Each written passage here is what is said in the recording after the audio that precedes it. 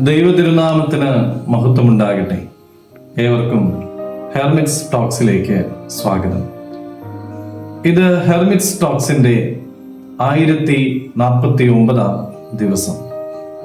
ഇന്നത്തെ പ്രഭാത ചിന്ത റോമർ 1 അധ്യായം 17 തിരുവചനമാണ്. നീതിമാൻ വിശ്വാസത്താൽ ജീവിക്കും.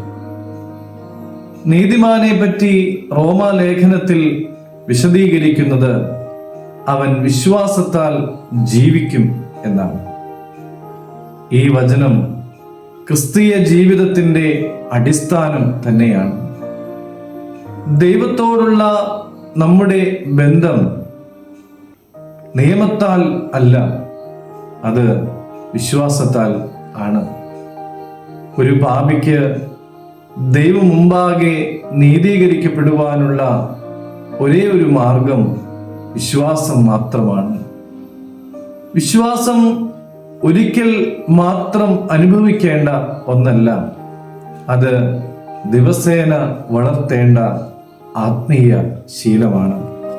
അത് ഹൃദയത്തിൻ്റെ ശ്വാസം പോലെയാണ്. റോമർ 10 അധ്യായം 17 തിരുവചനം പറയുന്നു, ആകയാൽ വിശ്വാസം കേൾവിയാലും കേൾവി ക്രിസ്തുവിൻ്റെ വചനത്താലും വരുന്നു. ദൈവവചനം വായിക്കുമ്പോൾ, കേൾക്കുമ്പോൾ, മനനം ചെയ്യുമ്പോൾ നമ്മുടെ ഉള്ളിൽ വിശ്വാസം ഉറയ്ക്കുകയാണ്. ഒരു വിത്ത് വെള്ളം കിട്ടുമ്പോൾ വളരുന്നത് പോലെ വിശ്വാസം വചനത്തിൻ്റെ ജലത്തിൽ വളരുന്നു. പ്രാർത്ഥനയിലൂടെയാകട്ടെ നമ്മുടെ വിശ്വാസം ആഴപ്പെടുകയും ചെയ്യുന്നു. ശുദ്ധമുള്ള മത്തായി 21 അധ്യായം 22 തിരുവചനം പറയുന്നുണ്ട്, നിങ്ങൾ വിശ്വസിച്ചുകൊണ്ട് പ്രാർത്ഥനയിൽ എന്ത് യാചിച്ചാലും നിങ്ങൾക്ക് ലഭിക്കും എന്ന്.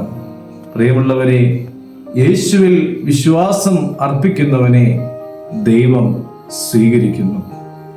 അവൻ ദൈവനീതിക്ക് അവകാശിയായി തീരുന്നു. വിശ്വാസത്താൽ അബ്രാഹാമിനെ പോലെ നമുക്കും നീതീകരിക്കപ്പെട്ടവരായി തീരാം. അതിന് ദൈവം നമ്മെ പ്രാപ്തരാക്കട്ടെ. ദൈവം അനുഗ്രഹിക്കട്ടെ.